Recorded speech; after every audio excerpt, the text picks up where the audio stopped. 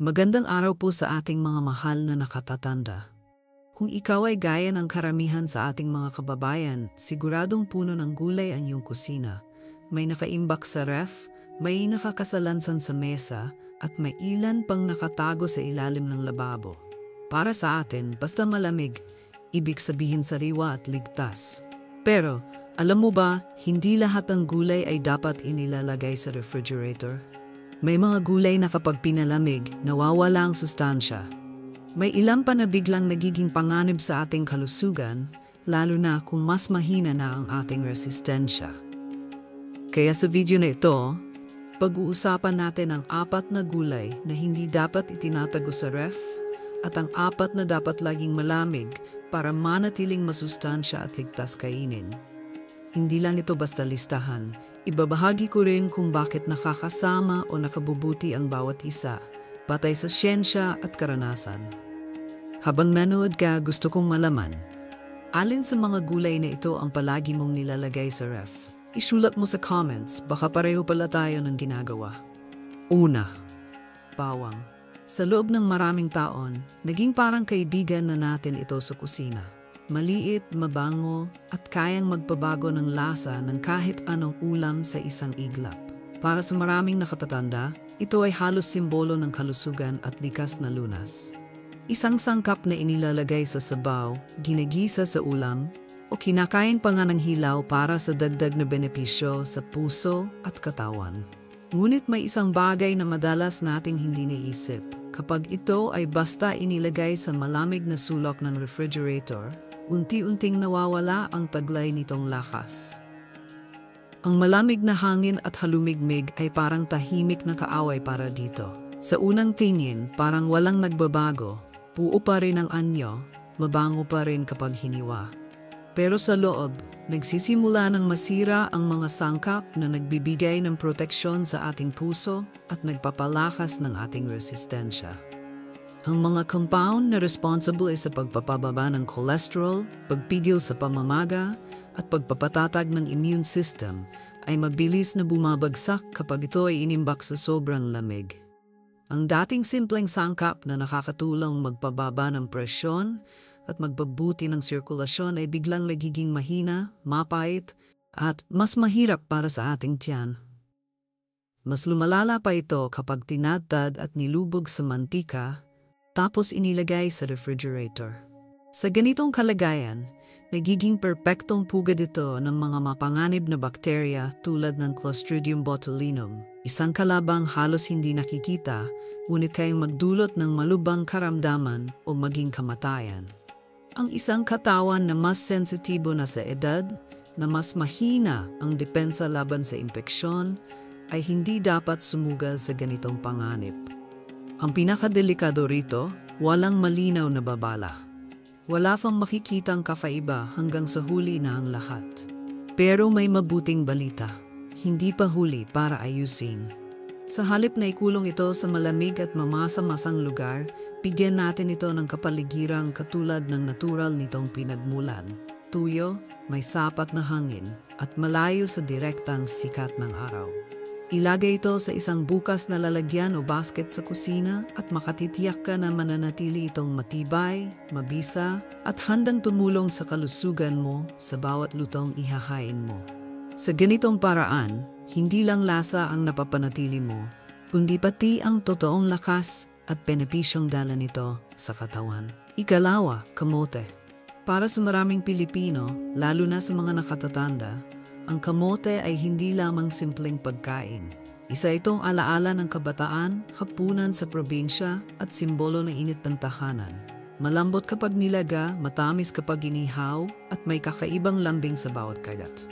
Bukod sa sarap, kilala ito bilang isang pagkain na puno ng fiber, potassium, at mabagal tunawin na carbohydrates na tumutulong sa pagkontrol ng asukal sa dugo, nagpapabuti ng panunaw, at nagbibigay ng banayad, ngunit pang matagal ang enerhiya. Ngunit ang hindi alam ng karamihan, ang paglalagay ng kamote sa malamig na kapaligiran ng refrigerator ay tahimik na binabago ang komposisyon nito.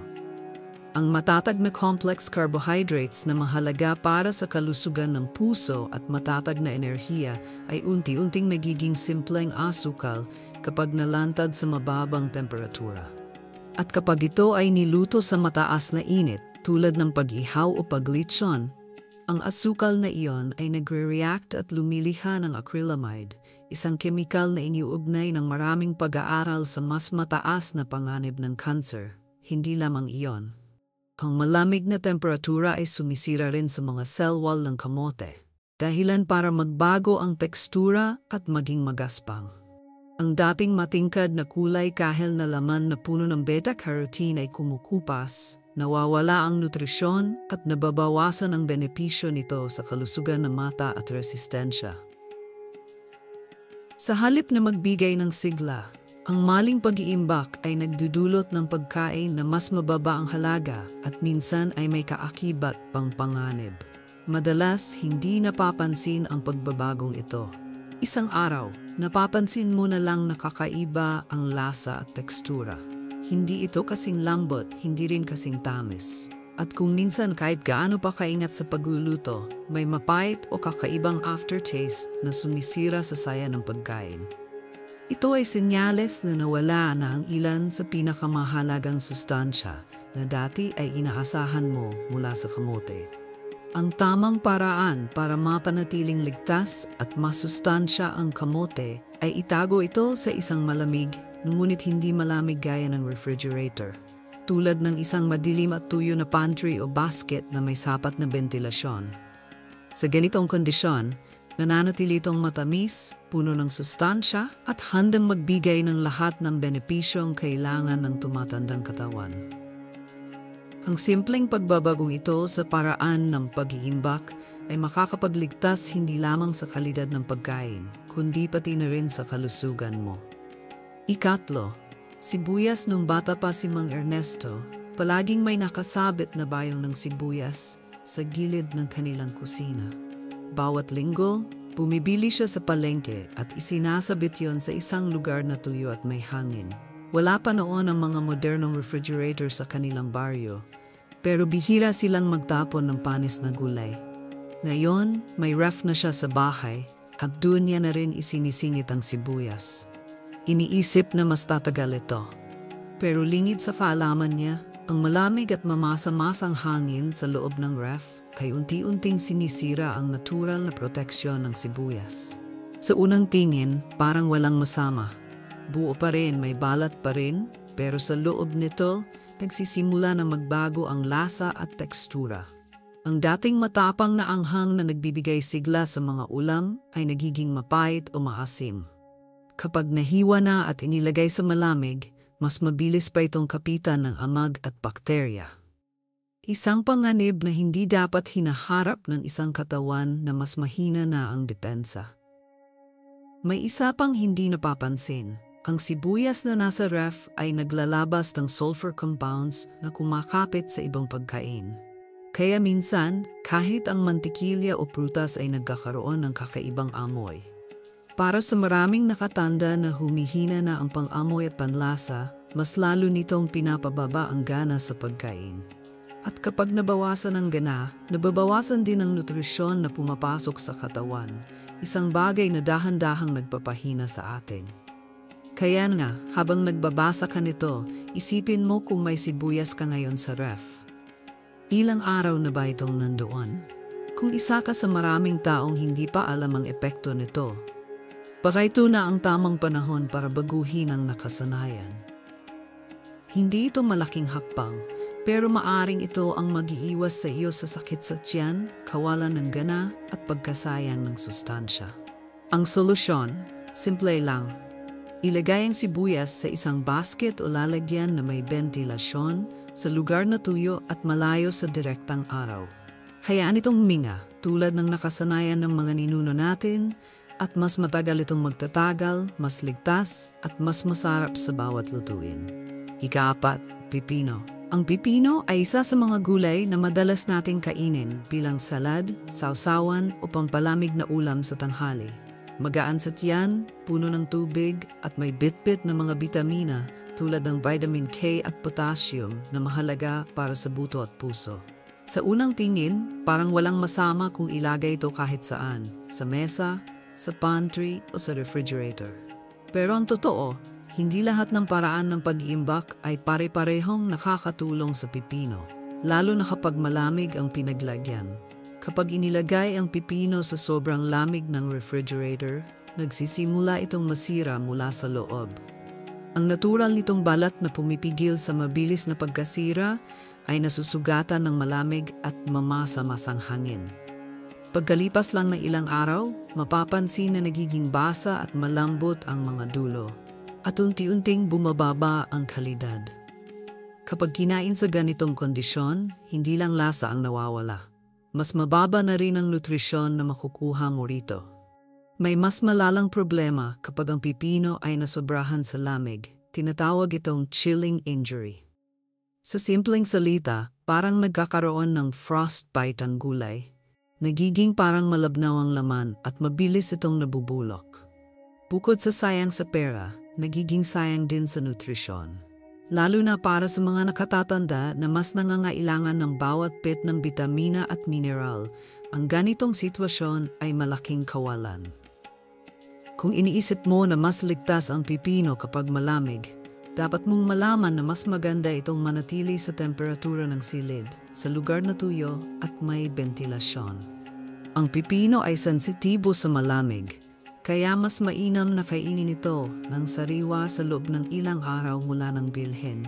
Sa ganitong paraan, mananatili ang crisp na tekstura at tamang lasa nito at makukuha mo pa rin ang buong sustansya. Habang pinag-uusapan natin ito, baka napapaisip ka kung ilang beses mo nang tinapon ang pipino dahil naging basa o malambot sa ref. Kung ayaw mong maulit yon, subukan mo ang mas tamang paraan ng pag-iimbak. At kung sa tingin mo ay kapaki-pakinabang itong impormasyon, baka may kakilala ka ring may parehong maling nakasanayan. Ibahagi mo ang kaalaman na ito sa kanila. Maari mong i-share ang video na ito sa iyong kapamilya o kaibigan para sabay-sabay tayong maging mas maingat sa kusina.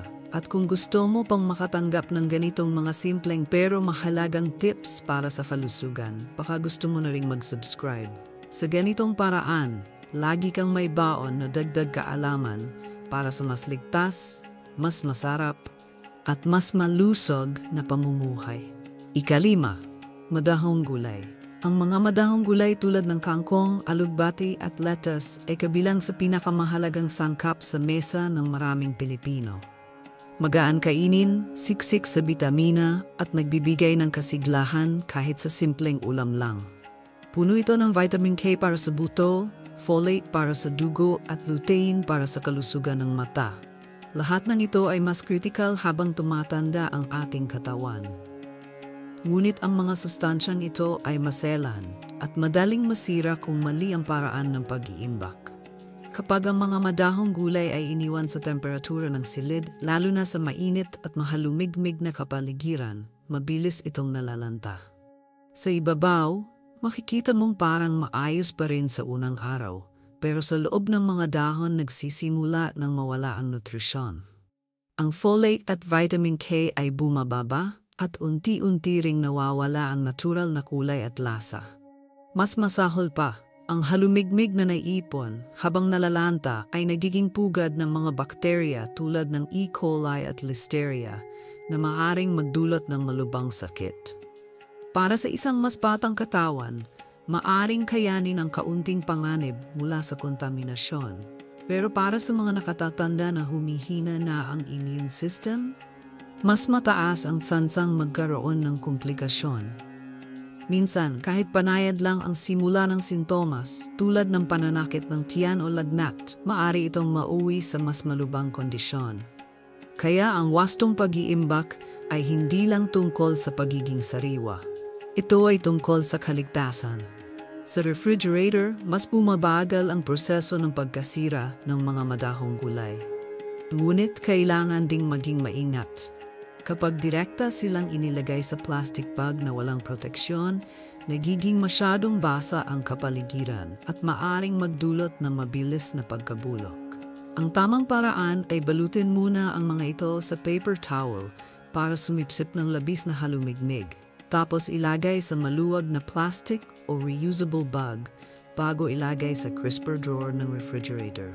Kung gagawin ito, mapapanatili ang crisp na tekstura, matingkad na kulay, at kumpletong sustansya ng mga madahong gulay.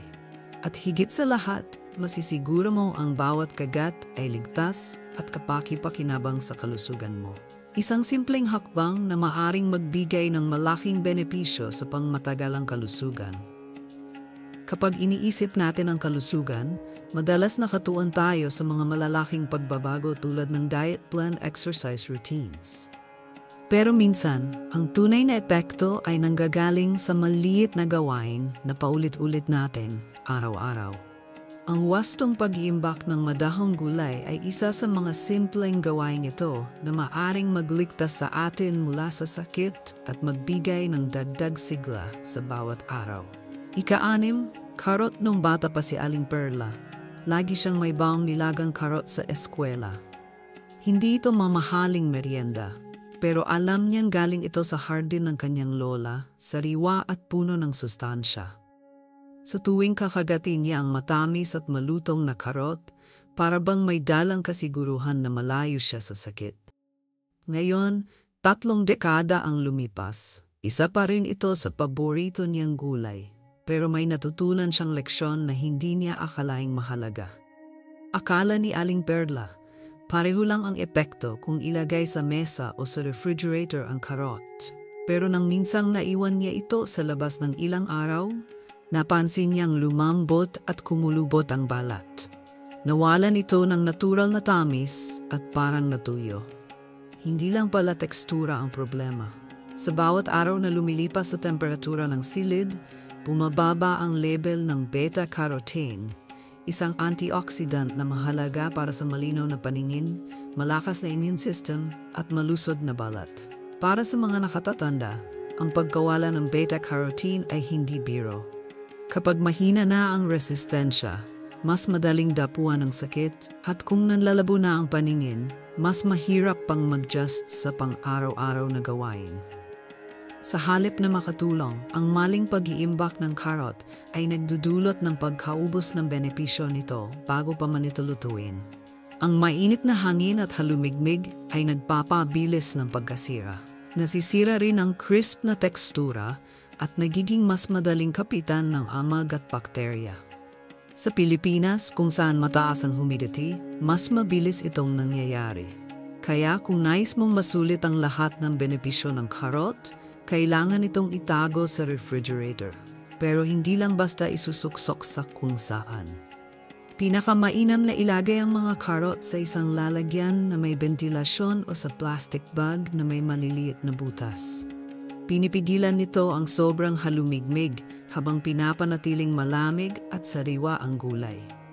Sa tamang kondisyon, nananatiling matamis, malutong, at puno ng sustansya ang karot sa loob ng ilang linggo. Mahalagang maunawaan na ang bawat kagat ng karot ay hindi lang simpleng pagkain.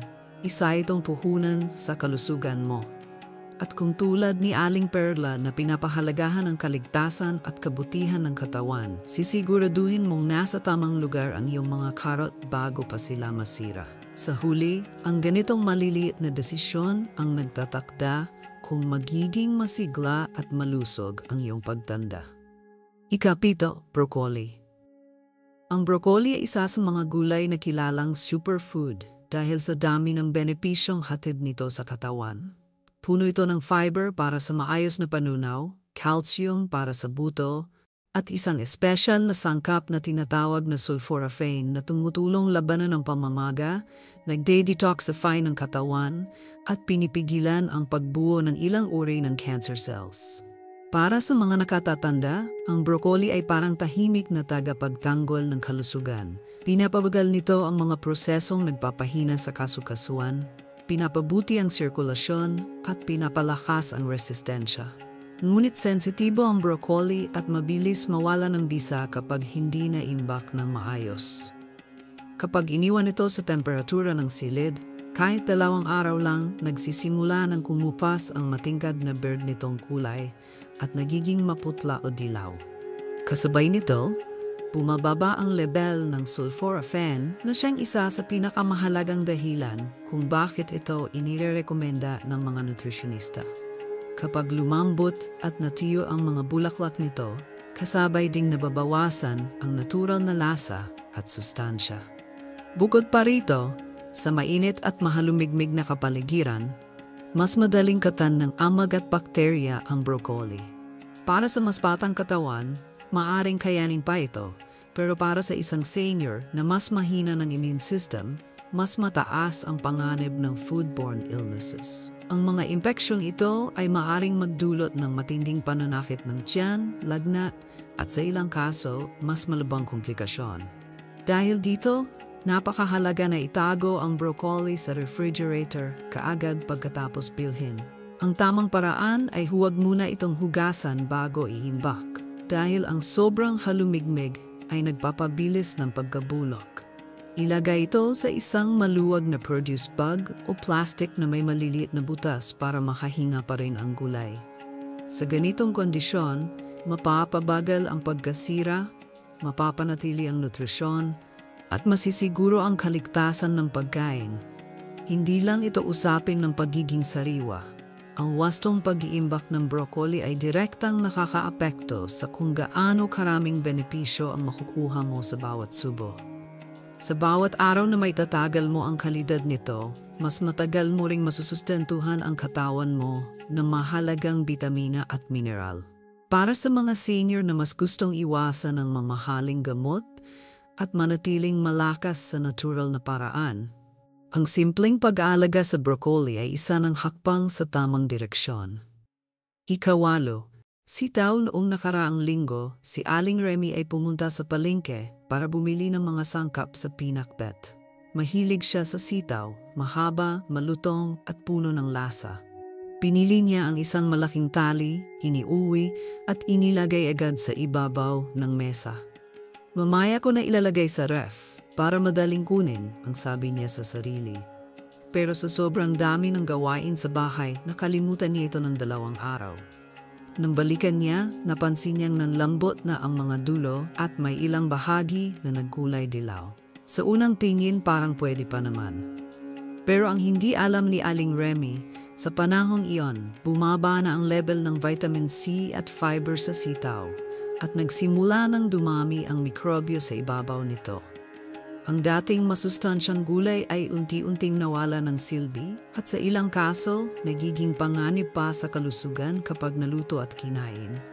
Ang sitaw ay sensitibo sa init at halumigmig. Kapag iniwan sa temperatura ng silid ng matagal, mabilis itong nalalanta at nawawala ang natural na crisp na nagbibigay ng kasiyahan sa bawat kagat. Bukod pa dito, mas nagiging vulnerable ito sa pagkabulok na maaring magdala ng foodborne illnesses. Para sa mga senior na mas mahina na ang resistensya, mas mataas ang panganib na magkasakit mula sa kontaminadong pagkain. Ang pinakamainam na paraan para mapanatiling sariwa at masustansya ang sitaw ay ilagay ito sa refrigerator sa loob ng isang breathable na bag o lalagyan na may kaunting ventilasyon. Pinipigilan nito ang labis na halumigmig habang pinapabagal ang pagkasira. Kapag maayos ang pag-iimbak, nananatili itong malutong, masarap at puno ng sustansya hanggang 1 linggo. Habang iniisip mo ito, baka may sitaw din sa kusina mo ngayon na hindi mo pa nailalagay sa ref. Kung gusto mong masulit ang binayad mo at matiyak na ang bawat kagat ay ligtas para sa kalusugan mo, gawin mo na ngayon ang simpleng hakbang na ito. Hindi lang ito tungkol sa lasa, ito ay tungkol sa pangangalaga sa sarili at sa mga mahal mo sa buhay. Kung sa tingin mo ay may kakilala kang madalas mag-iwan ng gulay sa mesa ng matagal, ibahagi mo ang impormasyong ito sa kanila. Minsan, ang isang simpleng paalala mula sa isang kaibigan o kapamilya ang makakapigil sa isang problema sa kalusugan. Sa ganitong paraan, hindi lang sarili mo ang napapangalagaan mo, kundi pati rin ang iba. Habang binabalikan natin ang lahat ng 8 gulay na tinalakay natin ngayon, Malinaw na hindi lamang ito tungkol sa kung anong pagkain ang masarap o masustansya. Ang mas malaking tanong ay kung paano natin pinapangalagaan ang mga ito bago pa man dumating sa ating plato. Sa bawat maling hakbang sa pag-iimbak, may kasamang panganib na mawala ng sustansya o malagay sa alanganin ang ating kalusugan. Marahil ay nagulat ka na may ilang gulay na palagi mong inilalagay sa ref, pero mas ligtas at mas masustansya pala kapag nasa labas, gaya ng bawang at kamote. O kaya naman ay mayroon kang mga gulay na iniisip mong tatatagal kahit nasa mesa lang, tulad ng broccoli o sitaw. Pero sa katotohanan ay mas mabilis pala itong nasisira kapag hindi malamig. Ang ganitong kaalaman ay hindi lang basta impormasyon. Isa itong pang-araw-araw na kasangkapan para manatiling malakas, masigla, at ligtas mula sa mga sakit na maaring iwasan. Lalo na para sa atin na tumatanda na, bawat bitamina, mineral at antioxidant ay mahalaga. Bawat araw na may sapat tayong nutrisyon ay dagdag lakas para magawa natin ang mga bagay na mahalaga sa atin. Ngayon, iniimbitahan kitang magmuni-muni. Sa kusina mo na ngayon, ilang gulay kaya ang nasa maling lugar? Ilang beses ka na bang bumili ng gulay, iniimbak sa nakasanayang paraan, at nauwi lang sa pagkatapon dahil nasira o nalanta agad? Ang maliliit na pagbabagong gagawin mo mula ngayon ay maaaring magligtas sa iyo sa pag-aaksaya ng pera at magbigay ng mas mahabang panahon para sa mas masarap at mas ligtas na pagkain. Kung may natutunan ka sa video na ito, bakit hindi mo ibahagi sa mga mahal mo sa buhay? Isipin mo ang kapitbahay mong si Aling Nena na palaging nagrereklamo na mabilis masira ang kanyang mga gulay. O ang pamangkin mong nagsisimula pa lang matutong magluto at wala pang alam sa tamang pag-iimbak. Isang simpleng pagpapasa ng link o pagkukuwento sa kanila ay maaaring magbukas ng bagong kaalaman at magligtas sa kanila mula sa parehong pagkakamali. At kung gusto mong mas marami pang ganitong kaalaman na makakatulong sa pang-araw-araw na buhay mo, baka ito na ang tamang oras para maging bahagi ng ating maliit ngunit lumalaking komunidad. Maaari mong i-click ang subscribe button para lagi kang may bagong dagdag kaalaman. Maaari mo ring i-like ang video na ito para mas makita ng iba at mag-iwan ng komento kung alin sa mga tips ang unang gagawin mo sa bahay. Tandaan, hindi kailangang maging mahirap o magastos ang pag-aalaga sa sarili. Minsan sapat na ang tamang kaalaman at kaunting pagbabago sa nakasanayan. Sa bawat hakbang na gagawin mo patungo sa mas ligtas at masustansyang pagkain, pinipili mong maging mas malakas, mas masaya, at mas handa sa bawat hamon ng pagtanda. Maraming salamat sa pagsama sa akin hanggang dulo. Hangad ko na sa bawat pagbukas mo ng refrigerator o pagtingin sa mesa ng kusina. Maalala mo ang mga simpleng tips na ito. Dahil sa huli, ang kalusugan natin ay hindi lang regalo para sa sarili, kundi para rin sa mga taong mahal natin.